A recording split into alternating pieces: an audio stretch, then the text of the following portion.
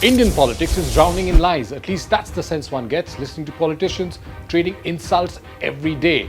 उसकी आदत है जैसे उसको डर लगता है ना वो झूठ बोलना शुरू कर देता है कि समाजवादी झूठ एक पल भी टिक नहीं सकता। इतना जुमलाबाज पार्टी मैंने कभी नहीं देखा। बार बार झूठ, जहां जाओ वहां झूठ, चिल्ला चिल्ला करके झूठ, यही उनका तरीका है। The seven-phase Lok Sabha elections are underway and our leaders continue to be in hyper mode, accusing each other of lying, lying and more lying. ये राहुल बाबा अभी पिछड़ा वर्ग के नाम पर झूठ फैला रहे हैं। जनता के सामने मंच पे खड़े हो सच बोलो। But why do politicians lie? What is a lie? Does it ever backfire? We shall explore some of these questions in this video. I'm Manish Adhikari and you're watching First Things Fast. Congress party ने एक झूठ का पुलिंदा जारी किया है। केवल झूठ बोलने के फैक्ट्री नहीं बल्कि मैन्युफैक्चरर भी है, होलसेलर भी है और डिस्ट्रीब्यूटर भी है। In January 2022, British broadcaster, former diplomat and former MP Rory Stewart described Boris Johnson saying he's probably the best liar we've ever had as a Prime Minister. He knows 100 different ways to lie. Hasta la vista, baby. Thank you. In the US, according to data compiled by the Washington Post, Donald Trump made more than 800 inaccurate claims about the election from the time the polls began closing on November 3rd, 2020 to the end of his presidency in January 2021. Go ahead. Now one can safely assume that Indian politicians are no saints.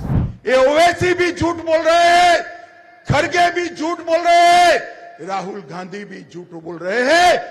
एक बार अगर झूठ बोलेंगे लोग सुन लेंगे, दो बार भी बोलेंगे तो भी सुन लेंगे, कितने बार झूठ बोलेंगे, झूठ पर झूठ। Back in 2012, American political scientist John J. Mearsheimer wrote a book called Why Leaders Lie: The Truth About Lying in International Politics. While all of us are broadly aware of what lying means, Mearsheimer pointed out that besides lying, leaders can use two other forms of deception: spinning and concealment.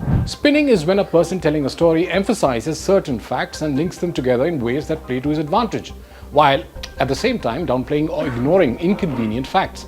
ये मेरे पत्रकार बंधु भी चौंक जाएंगे सुन करके। उन्होंने लिखित में कहा है कि अब जो सरकारी टेंडर होंगे उस टेंडर में भी माइनॉरिटी के लिए, मुसलमानों के लिए एक कोटा फिक्स कर दिया जाएगा। But the Congress Party's manifesto does not mention a fixed quota for minorities or Muslims. What the manifesto does say is this: the scope of the public procurement policy will be expanded toward more public works contracts to contractors belonging to the SC and ST communities. Congress Party's Rahul Gandhi too can be said to use spinning often enough. Take this speech as a test case. कि अगर वो चुनाव जीतेंगे तो वो इस किताब को फाड़ के फेंक देंगे। Rahul Gandhi goes on to cite government schemes such as increasing privatization or the Agniveer scheme to say that the government is anti-reservation. This is an allegation that many top faces of the government have routinely denied. Concealment, on the other hand, involves withholding information that might undermine or weaken one's position. Politicians, for instance, often make tall promises without revealing how they plan to execute such promises. अगर आप गरीबी रेखा के नीचे हो, आपके bank account में हर साल 1 लाख रुपया, 8,500 रुपया महीने का खटाखट आता रहेगा। So now you have a good idea of the different ways that a leader may distort the truth. But why lie when you know it's wrong? देश की जनता के आंख में क्यों धूल झोंक रहे हो कांग्रेस के लोग? अगर तुमसे नहीं बनता है तो छोड़ करके घर चले जाओ। रोज रोज मोदी जी तुम झूठ बोलोगे, जनता जो रूठ गई फिर हाथ मलोगे। Leaders may lie for a variety of reasons, but they will often justify them under the guise of national security, political stability, or even economic prosperity. Strategic lies. Leaders sometimes believe that lying can protect national interests better than the truth. For instance, during international crises or wartime, they might fabricate or exaggerate threats to secure public support for necessary but unpopular actions, like military drafts or increased defense spending. In Russia, for instance, the Islamic State said it had staged an attack on a concert hall, killing at least 137 people. But President Vladimir Putin alleged that the attackers were linked to the Ukrainian government. Putin has been waging war with Ukraine, and in his first reaction after the terror attack, he tried to somehow stress on a Ukrainian link to the Great Tragedy, alleging that Ukraine may have allowed them to escape into their territory. Selfish lies. Apart from strategic reasons, leaders also lie for personal gains.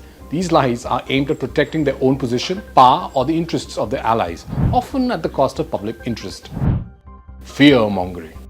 This specific form of lying is employed to exaggerate threats to whip up public support for defensive or aggressive policies. It manipulates public perception to align with the government's strategic goals, which the public might not have supported if presented with a factual scenario.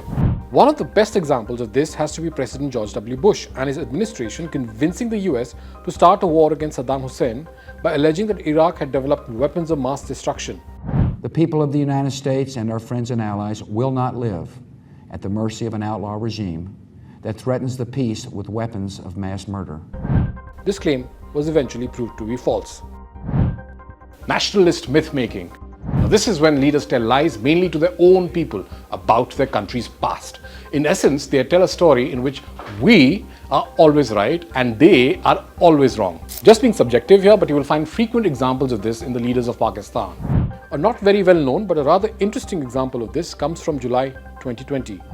And news just coming in. This is a shocker from Nepal's Prime Minister KP Sharma Oli. KP Sharma Oli claims Maryada Purushottam Sri Ram came from Nepal, and the Ayodhya that he speaks of is near Birganj in Nepal. In India, many thinkers have made a distinction between ethics and political science for a very long time.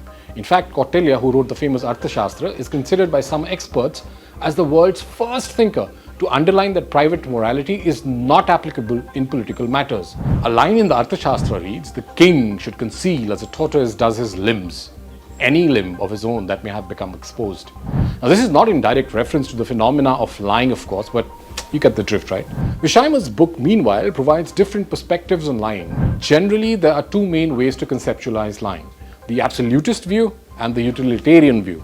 Prominent figures such as Immanuel Kant argue from an absolutist stance that lying is inherently wrong, citing minimal benefits. Kant describes lying as a profound breach of one's moral duty to oneself. In contrast, utilitarians argue that lying can be justified if it serves a beneficial social function. Now, the challenge lies in identifying when lying yields a net positive effect. Not always easy.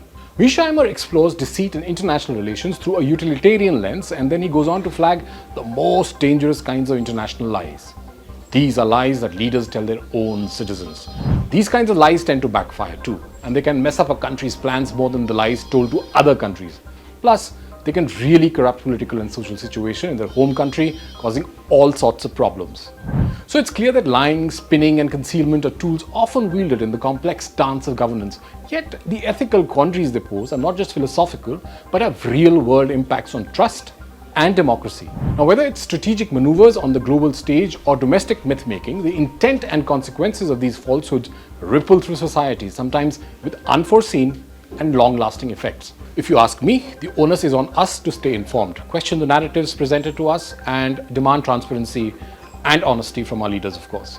Now, after all, in the age of information, ignorance is a choice, and truth, though often inconvenient, is the cornerstone of genuine progress. Tell us what you think about the role of truth in politics in the comments below. Remember, your voice matters.